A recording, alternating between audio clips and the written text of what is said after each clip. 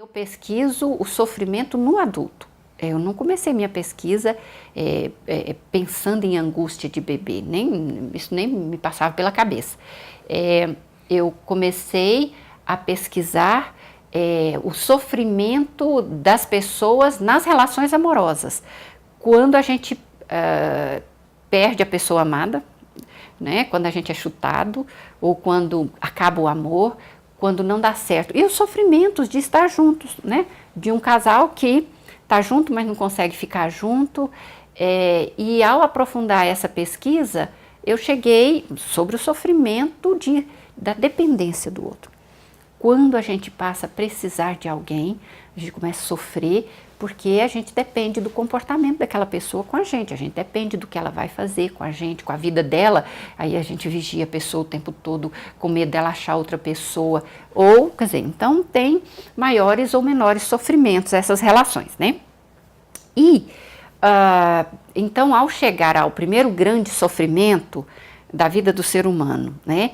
E ao começo dessa dependência do que o outro vai fazer comigo para eu estar bem, isso não é pouca coisa. Então isso começa já ao nascer.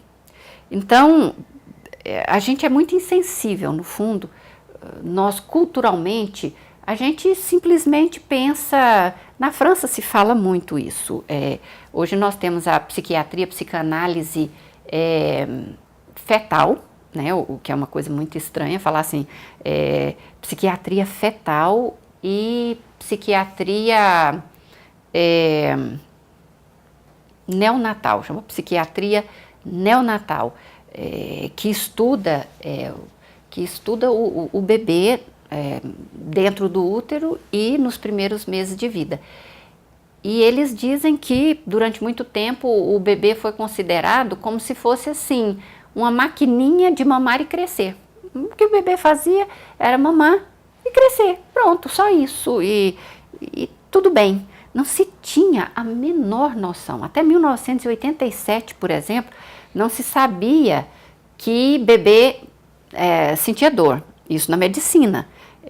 Bebê não sente dor, era essa a certeza.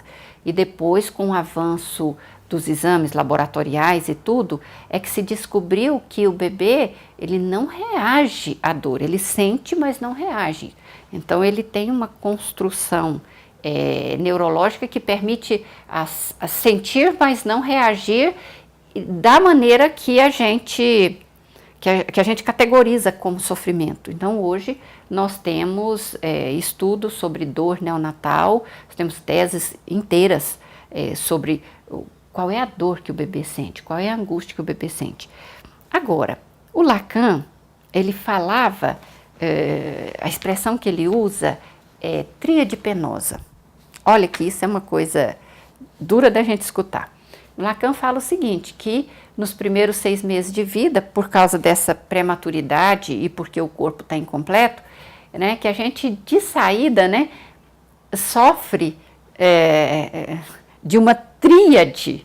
Ele fala desse jeito, é a tríade penosa. O que é? Ele fala asfixia porque não respiramos bem. Imagina o que é uma respiração insatisfatória, né? E que tem a ver com a angústia, porque a angústia, essa região da respiração é eminentemente a região da angústia. Outro elemento da tríade é o frio, que nós temos muito facilmente frio, né? A gente sabe que um bebê, ele sofre muito facilmente de hipotermia, ele precisa de ser aquecido. E como ele não recebe ajuda para se aquecer, ele emagrece. Na primeira semana de vida, ele emagrece porque ele tem que produzir calor. Então o corpo dele reage, o corpo dele tem que produzir calor. Se ele estivesse no canguru, ele receberia esse calor. E terceiro elemento da tríade, não menos importante, ele chama de mal-estar labiríntico. As pessoas não têm essa noção, mas têm a noção de que botar um bebê no carro agrada muito ao bebê. O bebê ama andar de carro. Andou de carro, ele se sente, né, numa posição, né, de perceber, num lugar de se perceber, né, no útero da mãe. Porque quando um carro anda, né, é uma sensação muito semelhante a estar dentro de um veículo em deslocamento, é o próprio útero da mãe. Então, esse mal-estar labiríntico, ele é como se você saísse de uma cama, você pulou muito tempo numa cama elástica e depois você sai, você fica sem referência, você fica tonto, então o bebê precisa de ter essa passagem de uma forma mais gradual. Então essa tríade penosa, só para a gente detalhar um pouco mais, quando eu falo que o bebê sofre, né, eu preciso demonstrar por que ele sofre. Bebê chora. Não, mas bebê chora mesmo, né? Mas por que bebê chora? É porque ele está se sentindo muito, muito mal? Não, a gente não tem essa tendência de achar que há um sofrimento grande, né? O que as neurociências estão nos mostrando, os testes de laboratório, né, super sofisticados, vou dar um exemplo. Existe uma pesquisa em que se extrai o sangue de bebês em desamparo. Então, um bebê está chorando, vai lá e tira a amostra de sangue dele. Aí, ele é colocado pele a pele. Daí, a 5 minutos, tira-se outra amostra de sangue dele. É outro sangue.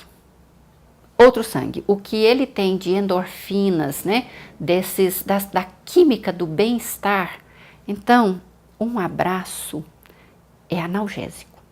Um abraço faz com que a criança solte uma química de bem-estar. Qual é a lógica do que eu estou falando? É que se uma criança sente um mal-estar, é amparada e sente um bem-estar, ela vai construindo esse caminho de mal-estar transformado em bem-estar. Mal-estar transformado em bem-estar. Isso faz as conexões neuronais para ela ser capaz de fazer isso quando adulta, de transformar